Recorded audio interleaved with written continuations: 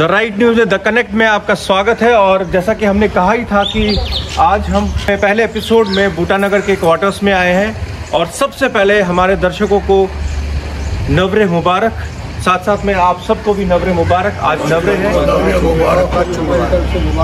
जैसे हमने कहा था कि आज के दिन ही हम इस एपिसोड की शुरुआत करेंगे द राइट कनेक्ट की, और इसमें हम बूटानगर क्वार्टर्स में आए हैं। और सबसे पुराने क्वार्टर्स अगर कश्मीरी पंडितों के बताया जाए तो यही बूटानगर के क्वार्टर्स हैं। यहाँ के लोगों से बात करते हैं। सबसे पहले हम जानना चाहेंगे आपका नाम क्या है? अशोकदर। अशोकदर जी, आप कश्मीर में कहाँ रहते थे और कब हम वहाँ से पलायन करके आए थे?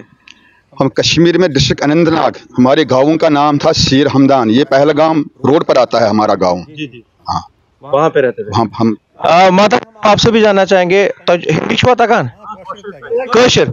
चलिए ठीक है, हमारे दर्शक जो कश्मीर हिंदी नहीं कश्मीरी नहीं समझ सकते, लेकिन माता जी को हम कश्मीरी में बात करेंगे क्योंकि ये कार्यक्रम ही कश्मीरियों के लिए है। माता जी नमस्कार। जिंदगी उम्र आए बाद भगवान थवन वार वे तारीफ का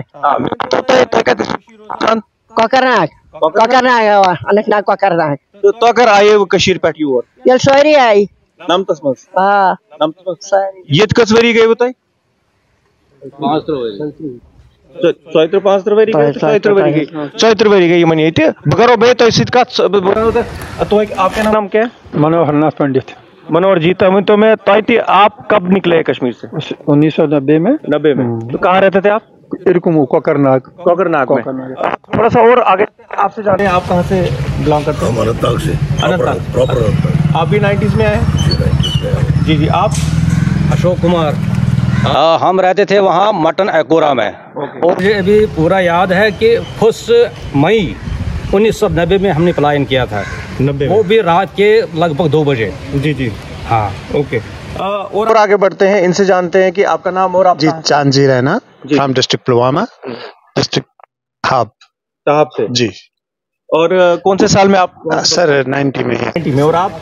रिजिशन रहना अनंतनाग। अनंतनाग से। तो भी 90 से ही पलायन हो चुके हैं। आपसे पूछना चाहेंगे आप यहाँ पे कब से रह रहे हैं?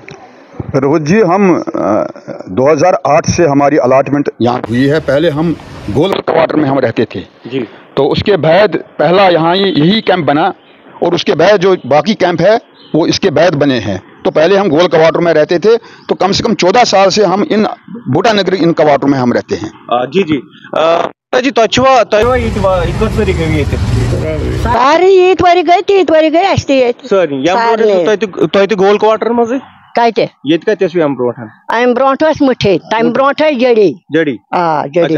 तो मैं दर्शकों को बता दूं कि ये पलायन का जो समय रहा है बहुत कठिन समय रहा है, और यहाँ पे इस पलायन के समय में ये अलग अलग जगहों से शिफ्ट होते होते फाइनली यहाँ पे आ चुके हैं और यहाँ पे हैं। हम आपसे जानना चाहेंगे कि अगर आपको मौका दिया जाएगा वापस कश्मीर जाने, क्या आप जाना चाहते हैं कि नहीं? कश्मीर तो हमारी मातृभूमि है, हमने जन्म कश्मीर में, तो हम जाना चाहते हैं वापस कश्मीर, मगर वहाँ पर हालात ठीक होना चाहिए। गवर्नमेंट ऐसे हालात बनाए कि जो हम वहाँ पर हम रह सकेंगे। तो हम क्यों नहीं जाएंगे? हम कश्मीर के रहने वाले हैं और कश्मीर हमारे बगैर अधूरा है। हम जाना चाहते हैं कश्मीर, और खासकर जो हम कैंपों में रहते हैं, हमें इस वक्त भी हमें याद आते हैं अपने गाँवों का, वहाँ पर कश्मीर का। तो हम जाना चाहते हैं, मगर इसमें गवर्नमेंट को पहले वहाँ पर हालात ठीक करने हैं। जी जी। हम आपसे भी जाना चाहेंगे कश्मीर? जी श्योर हम जाना चाहते हैं। बट वहाँ उस किस्म के हालात हो जाए जो हम विदाउट सिक्योरिटी, जो हमारे मिनिस्टर्स लोग भी है वो भी विदाउट सिक्योरिटी रहे और हम भी तब रह सकते हैं। आप भी जाना चाहेंगे? बिल्कुल। मुझे लगता है ये सब लोग जाना चाहेंगे। जरा आप सब बोल के आप सब लोग जाना चाहेंगे? जरूर।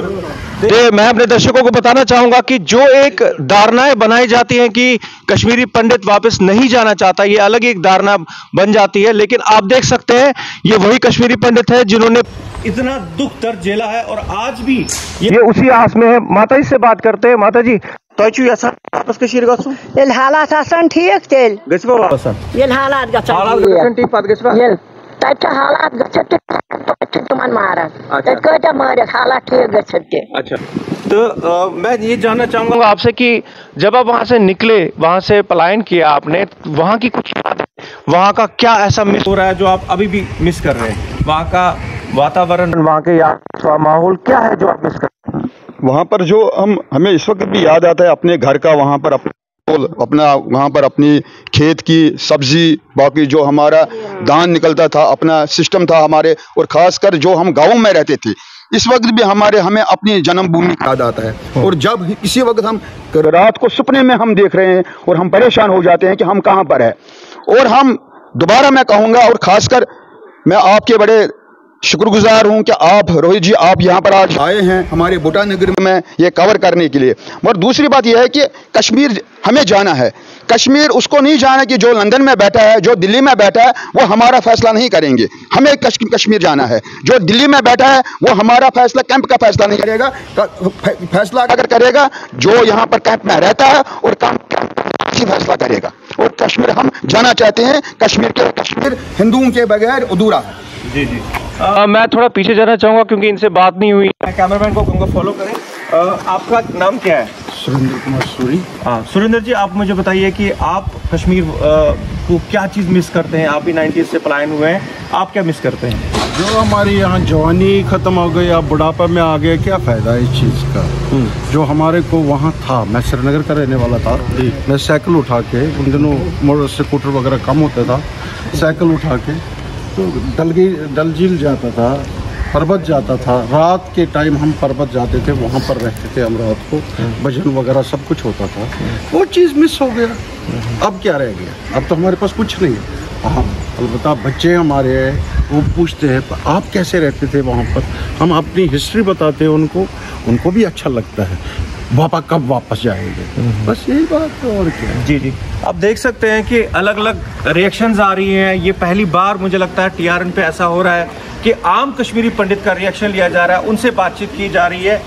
मैं आपसे जानना चाहूँगा कि आप सरकार से क्या चाहते हैं? सरकार से हम यही चाहेंगे कि वहाँ ऐसा माहौल बनाए जो हम अच्छे, जैसे कि पहले हम सुख शांति से वहाँ रहते थे, ऐसा कुछ माहौल बनाए ताकि हम अब बिल्कुल बिना खौफ के वहाँ रह सके। मुझे याद आता है अभी नवरात्रों का अभी शुरू हो रही है, इस नवरात्रों पर हम अपनी इष्ट देवी बर्गशाखा भगवती पहले नवरात्रों में जाते थे, अपना दूध दर्द वहाँ बांटते थे, माँ के दर्शन करते थे। मतलब बाकी 9 दिनों में भी अपने वहाँ घूमने का सारा कुछ माहौल बनता था। बच्चों को साथ में लेके जाते थे, किसी जगह या किसी दरिया के किनारे बैठते थे, खाना खाते थे, बड़े मज़े से बैठते थे। मतलब एक रामराज जिसको कहते थे रामराज था। लेकिन उस रामराज को उन्हें पता नहीं किसकी नज़र लग गई कि हमें यहाँ भागना पड़ा।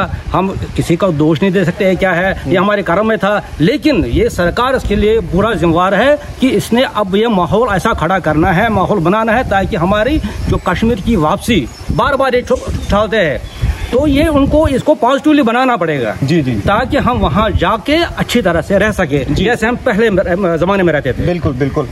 हम जानना चाहेंगे, यहाँ पे और भी हमारे साथ है, इनसे जानना चाहेंगे कि यहाँ पे रहते रहते आपकी क्या क्या तकलीफें हैं, उसके बारे में बताइए। तकलीफों का तो कोई इलाज ज़्यादा ही नहीं हुआ अभी तक। हमारी तकलीफें तो बहुत है।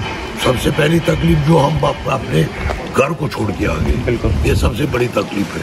इससे बड़ी तकलीफ कोई हो ही नहीं सकती। और आज तक इस चीज को एड्रेस ही नहीं किया गया। 35 साल हो गए हमें यहाँ, मतलब 35 साल में हमारे गवर्नमेंट की कोई पॉलिसी नहीं बनी कि जो हमें रिहेबिलिटेट कर सके। हम चाहते हैं गवर्नमेंट से कि हमें कंप्लीटली रिहेबिलिटेट करे, चाहे जम्मू में करे, चाहे दिल्ली में, चाहे कश्मीर में, जहां पर वो चाहती है कि हमें रिहेबिलिटेट करे।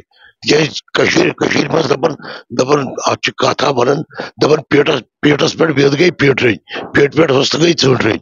हम जब कश्मीर में थे, अपने घर में थे, तो हम बादशाह थे, हक से बैठे थे।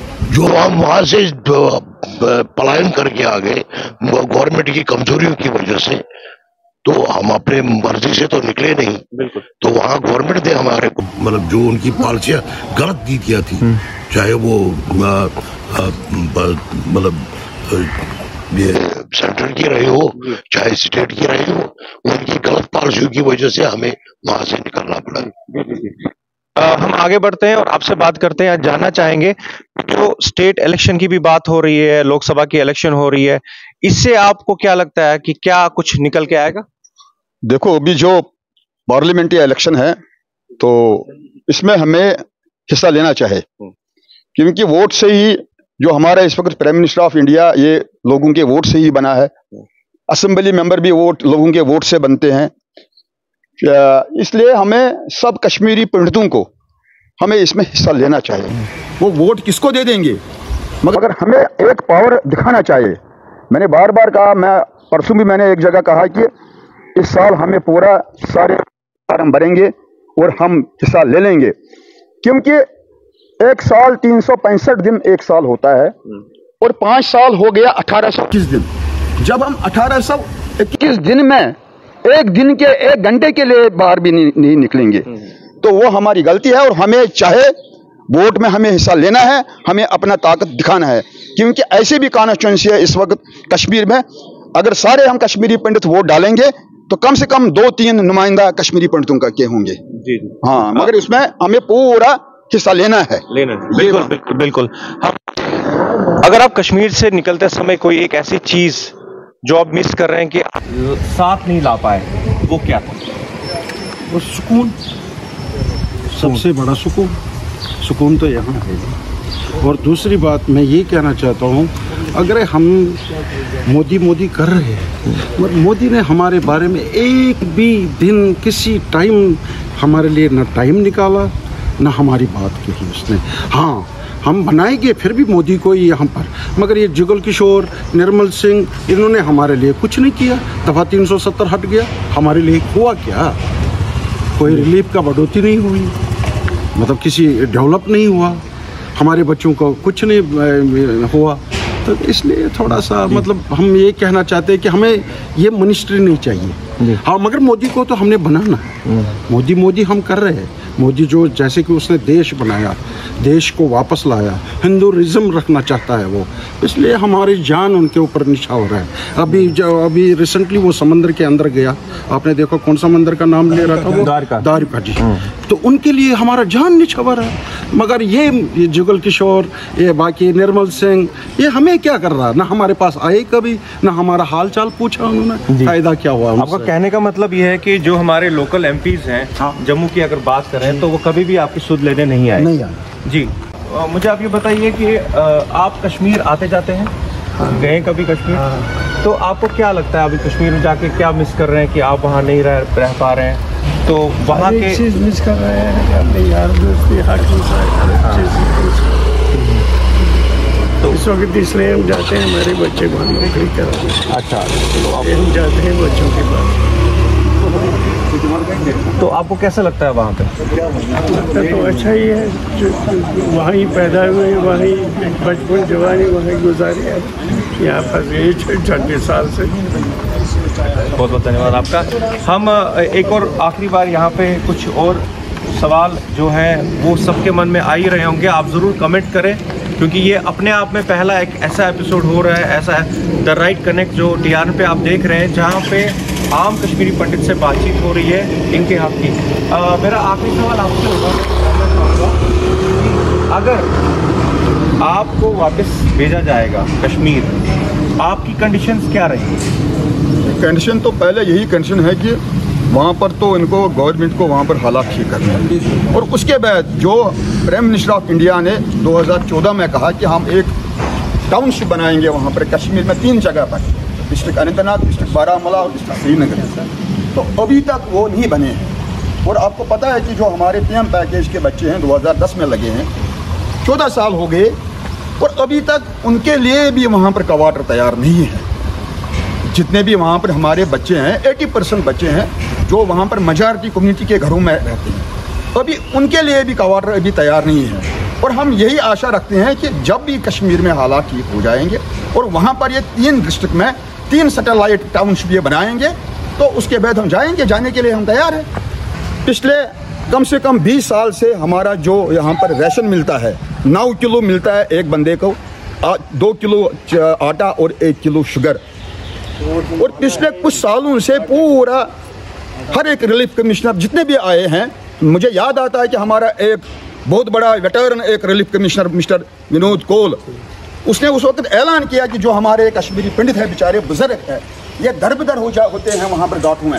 उसने एक ही वक्त इन स्लिपों को, जितने भी 12 मंथ का ये स्लिप होते हैं, एक ही वक्त साइन करके दिए हैं कि ये दे दो इनको। और ख़ासकर इसमें हमारे बच्चे जो बाहर है इस वक्त बेचारे प्राइवेट नौकरी करते हैं, तो वो कहाँ आएंगे महीने के बाद, क्योंकि ये बोलता है कि महीने के बाद हम आपको स्लिप का हम साइन करेंगे, महीने के बाद वो कहाँ से आएंगे। तो हम आपके माध्यम से, हम जो प्रेजेंट इस वक्त रिलीफ कमिश्नर है, आपके माध्यम से हम उसको गुजारिश करते हैं कि हमारे यहाँ पर बेचारे बुजुर्ग है, परेशान है सारे। अभी सुबह एक बुजुर्ग लेडी वो बेचारी रोती थी कि मैं क्या करूँगा, इसलिए हम आपके माध्यम से उसको गुजारिश करते हैं, जिस तरह हमें पहले भी स्लिपिंग को दस्तखत हो रहा था पूरे साल का, हालांकि हमें राशन डिपो वाले पूरे साल का चावल नहीं दे देंगे, मार्च का वो मार्च का ही दे देंगे, अप्रैल का वो का अप्रैल का ही। मगर ये एक सिंपल तरीका है इस माइग्रेंट को, अगर उनको लग रहा है कहीं किसी जगह पर कुछ है मसला, वो उसके बगैर कि उनके हाथ में बहुत कुछ है वो करेंगे। मगर इनको जो रिलीफ वाले हैं, ये कितने हैं बेचारे, रिलीफ वाले परेशान हैं। आपके माध्यम से हम कमिश्नर साहब को गुजारिश करते हैं कि जिस तरह पहले वो स्लिपों पर दस्तखत करते थे, पूरा बुक वो देते थे, और हम गुजारिश करते हैं कि आपके माध्यम से उनको कि आप वही करो। और जो भी कोई किसी का लड़का बाहर होगा, कोई उनका रिलेटिव होगा, तो उसके हाथ में उसकी वो ओपन बुक स्लिप बुक मिलनी चाहिए। बाकी धन्यवाद, बहुत बहुत धन्यवाद आप सब लोगों का। आप सबको फिर से एक बार नवरे मुबारक, और उम्मीद करते हैं, आशा करते हैं इसी के साथ कि ये दिन, ये पूरा साल जो होता है, क्योंकि कश्मीरी पंडितों का साल नवरे से ही शुरू होता है, और सबका मंगलमय हो और बहुत अच्छा रहे। और साथ साथ में अगर आप सबको ये लगता है कि ये सीरीज़ बहुत अच्छी है, हमें और भी लोगों से बातचीत करनी चाहिए, और भी जगह पे जाना चाहिए, आप हमें लिखिए ज़रूर, हम ज़रूर उन तक पहुँचेंगे। देखते रहिए द राइट न्यूज़।